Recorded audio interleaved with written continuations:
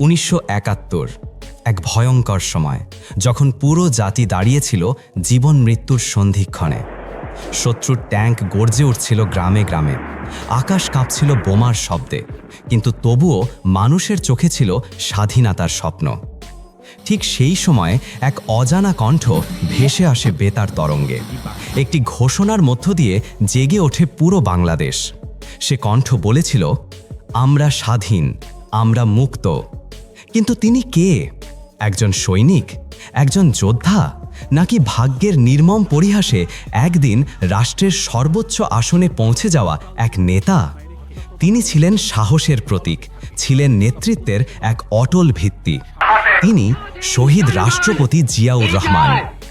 জিয়াউর রহমান এক বীরের জীবনগাথা। 1936 সালের 19 জানুয়ারি উত্তরবঙ্গের বগুড়া জেলার গাবতলী উপজেলার এক সাধারণ পরিবারে জন্ম নেয় এক শিশু। সেই শিশুর নাম জিয়াউর রহমান। তার জন্মের সময়টা ছিল এক অশান্ত সময়। বাংলা তখনও ব্রিটিশ শাসনের অধীনে।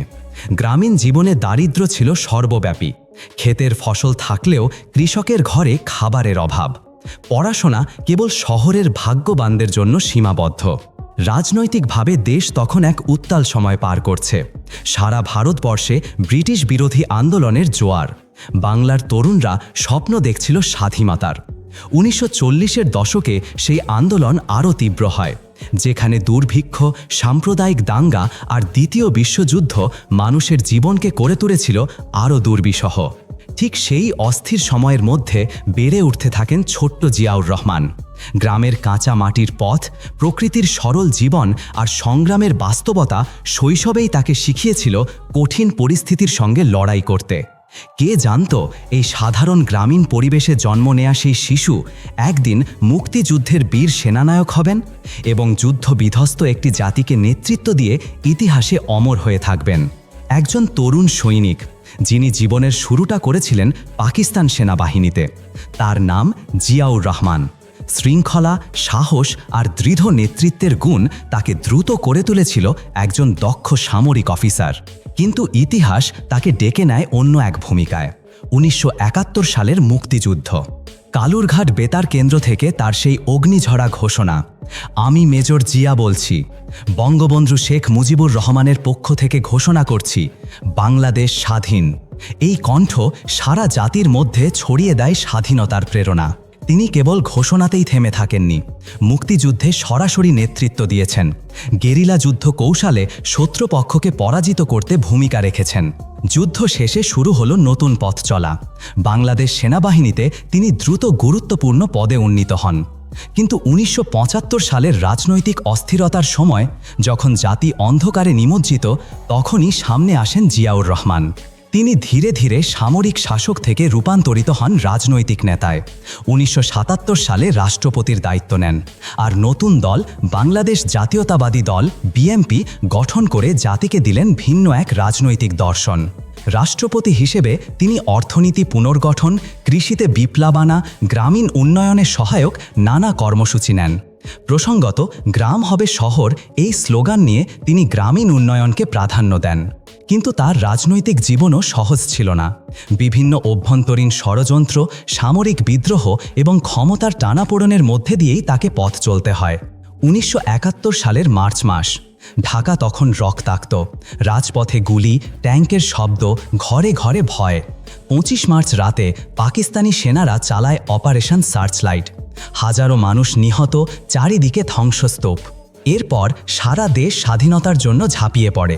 কিন্তু একটি সমস্যা ছিল। জাতির নেতা বঙ্গবন্ধু শেখ মুজিবুর রহমান তখন পাকিস্তানে বন্দী। দেশবাসী বিভ্রান্ত আর নেতৃত্বহীন। ঠিক সেই সংকটের মুহূর্তে চট্টগ্রামের কালুরঘাট বেতার কেন্দ্র থেকে ভেসে আসে এক সাহসী কণ্ঠস্বর, আমি মেজর জিয়া বলছি, বঙ্গবন্ধু শেখ মুজিবুর রহমানের পক্ষ থেকে ঘোষণা করছি, বাংলাদেশ স্বাধীন। এই ঘোষণা মুহূর্তেই সারা জাতির মধ্যে স্বাধীনতার আগুন জ্বালিয়ে দিল। যারা ভয় পেয়েছিল তারা সাহস পেল, যারা বিভ্রান্ত ছিল তারা লক্ষ্য পেল। এই ঘোষণা শুধু একটি বার্তা ছিল না, এটা ছিল প্রতীক, যা প্রমাণ করেছিল বাংলাদেশের স্বাধীনতা আর থামানো যাবে না।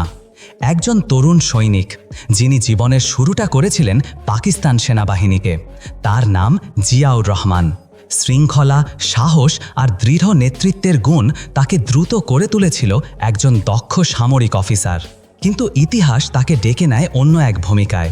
১৯৭১ সালের মুক্তিযুদ্ধ।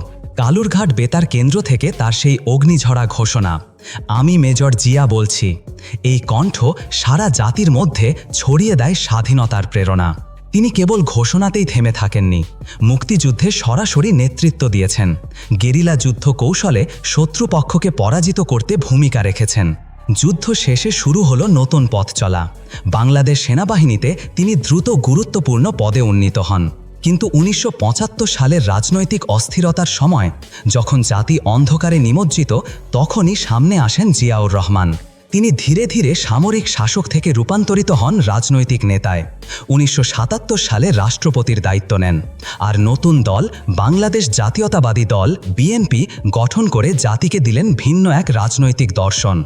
রাষ্ট্রপতি হিসেবে তিনি অর্থনীতি পুনর্গঠন, কৃষিতে বিপ্লব আনা, গ্রামীণ উন্নয়নে সহায়ক নানা কর্মসূচি নেন। প্রসঙ্গত, গ্রাম হবে শহর এই স্লোগান নিয়ে তিনি গ্রামীণ উন্নয়নকে প্রাধান্য দেন। কিন্তু তার রাজনৈতিক জীবনও সহজ ছিল না। বিভিন্ন অভ্যন্তরীণ ষড়যন্ত্র, সামরিক বিদ্রোহ এবং ক্ষমতার টানাপোড়েনের মধ্যে দিয়েই তাকে পথ চলতে হয়। ১৯৭১ সালের মে মাস। দেশ তখনও রাজনৈতিক অস্থিরতায় ভুগছে। রাষ্ট্রপতি হিসেবে জিয়াউর রহমান দেশকে এগিয়ে নিতে চেষ্টা করছিলেন। কৃষি উন্নয়ন, গ্রামীণ উন্নয়ন আর অর্থনৈতিক পুনর্গঠন তার মূল লক্ষ্য ছিল। কিন্তু এ সময় কিছু অংশের মধ্যে ছিল বিদ্রোহ আর ষড়যন্ত্র। ২৯ মে রাতে তিনি চট্টগ্রামে সরকারি সফরে ছিলেন। সামরিক অফিসারদের সঙ্গে বৈঠক, রাজনৈতিক আলোচনাও চলছিল। ক্লান্ত শরীর নিয়েও তিনি ভোরে ঘুমাতে যান।